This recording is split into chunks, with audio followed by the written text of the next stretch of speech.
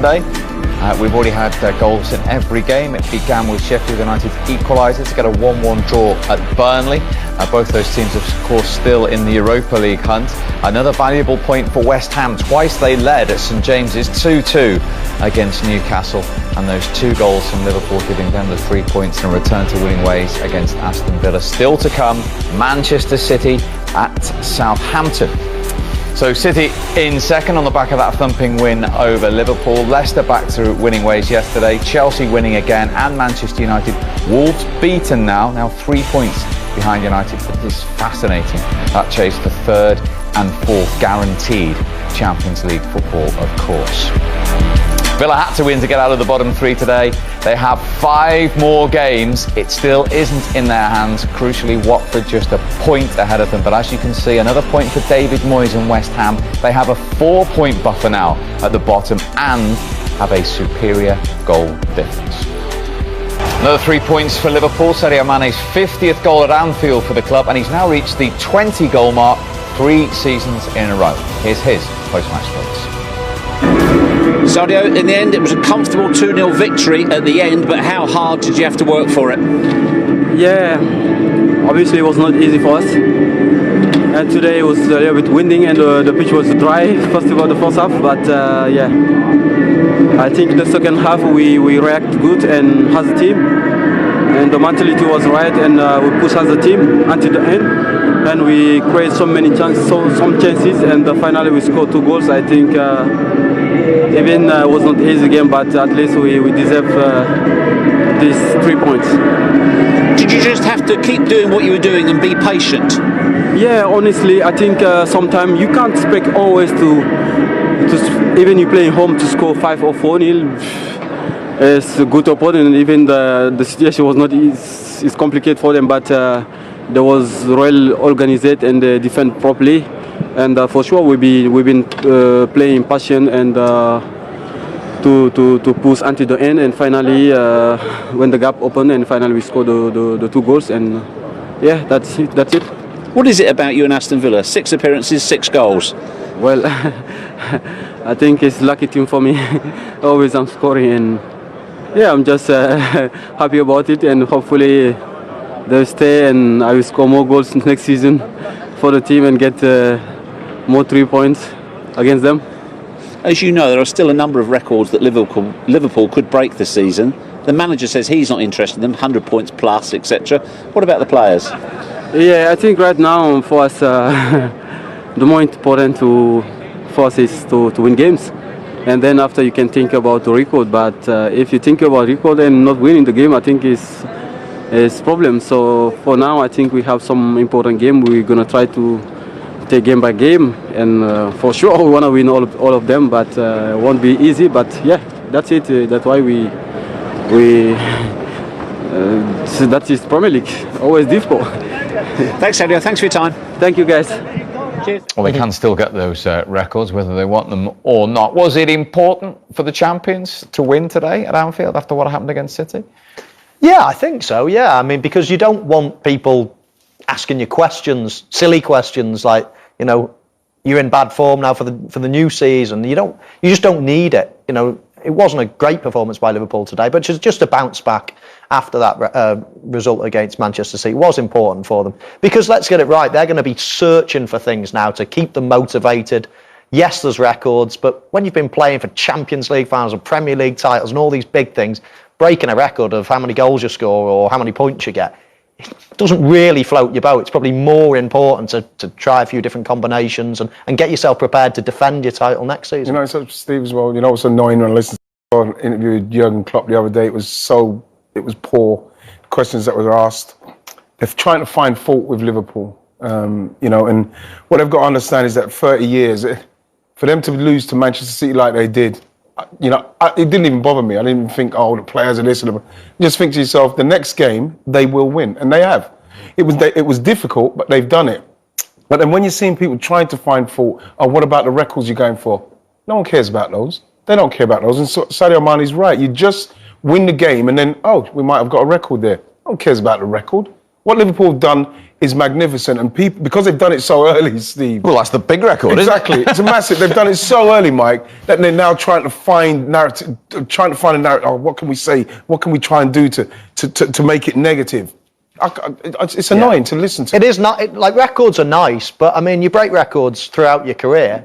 You don't even, someone tells you in an interview exactly. afterwards, and you go, Yeah. was I the youngest, or was I Yeah. this, or Yeah. first to do this? Or, you don't really know. It's about, and it sounds really boring, but it's about the next game. It's about just winning, and then the records come.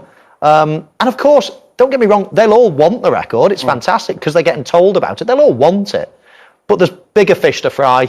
They've won it. They've put all their energy all season into this moment of winning the trophy.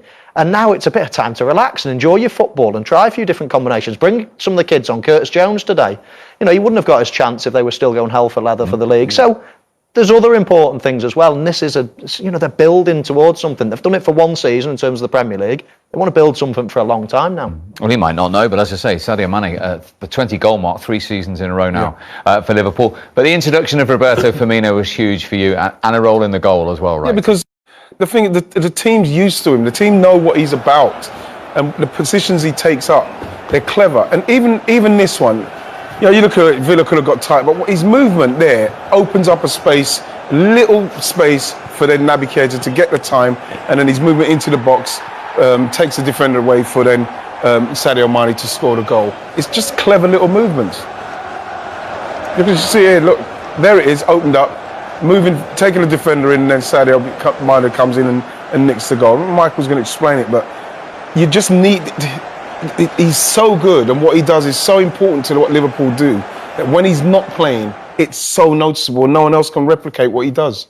And whether he likes it or not, Divock Origi is going to get that comparison because he was playing that role today when Liverpool were very different in the first half. Oh, exactly, Steve. And Wrighty's, explained it at half-time, but I'm just going to paint some pictures here with a few lines and whatever, just to explain that very fact. Divock Origi's a different player, don't get me wrong. I'll just run it here. And Wrighty's already covered this in the first half, but I just want to explain a little bit more. So if you look at that now, if this were Firmino, 100%, this ball would be coming into here. Divock Origi has got to show into this space here, as Wrighty said at half-time. Not just for his sake, but if you close your eyes and think of a Liverpool goal, it's about Firmino coming out there, midfielders getting the ball, and these guys going bump, bump, running into these. Because you've already got the full-backs. We know that these full-backs give the width. And Liverpool are unorthodox compared to... Like Manchester City, that would be the wide men now. But it's Liverpool's full-backs because these players inside, in terms of Mane and Salah, they play narrow and they like filling that gap that Firmino leaves. Now, Origi doesn't really... It was important not to overreact. We're champions in our own right. That made it 20 points clear of that team, so that shows you how well we've done this season. We can all have off days, and we didn't like it, but we managed to bounce back today. Might not have been the best performances in the first half, but you're playing against a team that's fighting for their lives in relegation, and I know how that feels. And when you do that, you need to fight you need to match their fight, you need to match their endeavour, and we've done that. And it took a bit of time for any sort of quality to shine through in that game, but once it did, then we were the ones doing it, and we managed to capitalise on that, took our chances, and 2-0 I think was a fair result. Did today kind of sum up one of the strengths of this squad? You've had a lot of praise for the football you play, but you've also got a kind of grit and a will to win as well. You can find a way in a game that perhaps isn't flowing as you would like. That's why we're champions. That's why we're so far ahead of the rest of them, because of that. Because when sometimes times are tough, we dig even deeper, and some teams might have thinking, okay, it's not our day in the first half, when I didn't think we played badly, but they put up a good defensive block. They had a couple of chances themselves, and some teams crumble under that. Not us. We managed to shine. We managed to hold our nerves, and and then we started, like I said, Naby's pass for Sadio was a fantastic pass, and we take the goal. When once we went 1-0 up, we really started to put our quality onto the game, and that's why we limited their chances, and we had a couple more ourselves, and luckily Kurt managed to seal the 3 points for us. Maybe worth a quick word for Ali. And the manager said after Everton, you shouldn't take him for granted. He plays a big role at times, and today, just after half-time, a couple of big saves, and one at the end as well to keep the clean sheet. Yeah, look, we never take Ali for granted. He's the best goalkeeper in the world by a country mile. and even when he's not got a lot to do, he still stays alert when balls are in behind and he's maybe clearing the ball. You sometimes people that just come and watch maybe forget about that stuff and easily can take him for granted, but we definitely don't. He's a fantastic keeper, he's a fantastic person, and he made a couple of good big saves today, so that's why he's there for it. That's what he gets paid for, I suppose. But when he does it, it gives us confidence, and we have all the confidence in the world in him. Calf's iced up, all good for midweek? Yeah, all good, yeah. Just get a bit of a dead calf, I think, just in the challenge with Grealish. About 20 minutes to go, just tangle the legs, a bit of a dead calf. So, no, we'll be good to go. Look, it's a hectic period. We need to keep as fresh as we can. Obviously, after 13 weeks off, we've now got 3 weeks of a lot of games. So, look, that's what the squad's for. We made think. Any movement, they've got no options. Is that because they're completely different players? Absolutely. Yeah, and it's not his fault, don't get me wrong. But this is why Firmino, and rightly says, it complements the front three so much, and why he's so important to this Liverpool team. If we just show you the goal, it's there's very little in many ways that Firmino does, but it's the subtle differences that make the most difference when you're a centre forward. The build-up play is fine, but now Trent gets the ball. I just want to explain one thing. So he's now looking at what can I do here. This is the danger area. Yes, he can play it out wide. He's got a bit of width, but he's looking to penetrate now.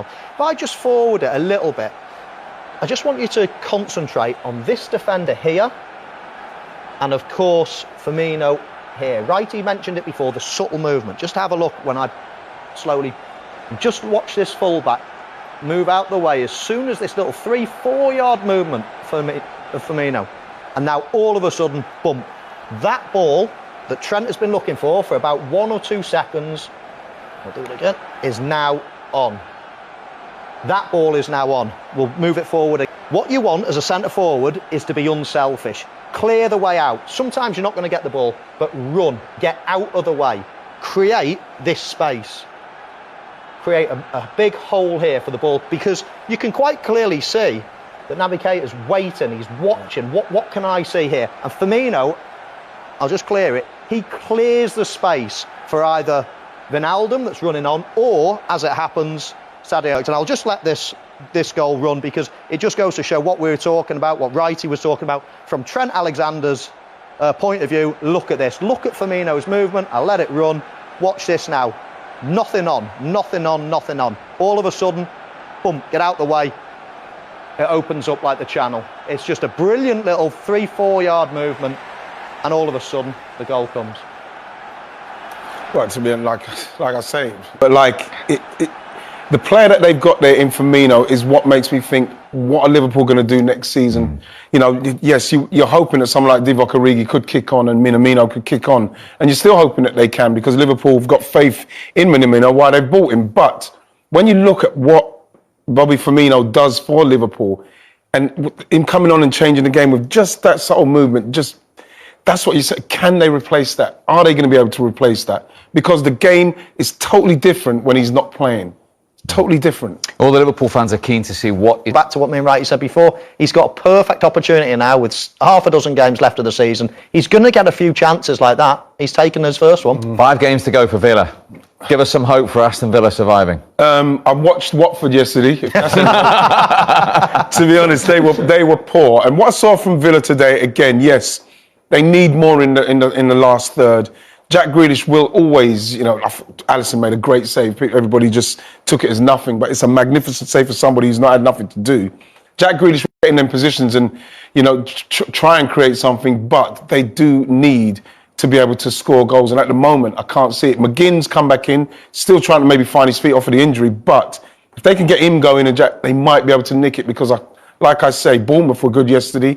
Watford, bad, so he might be able to nick something if Watford continue playing that poorly. Manchester United at home in the week, Palace at home, Everton away, Arsenal at home, West Ham away. Would you be backing them? Nope. It's for me, it's Norwich are down. I would say Bournemouth are going as well. They've got a tough run in. I think it's a toss of a coin between Watford and Villa, but if I had to say, I'd say Villa are going.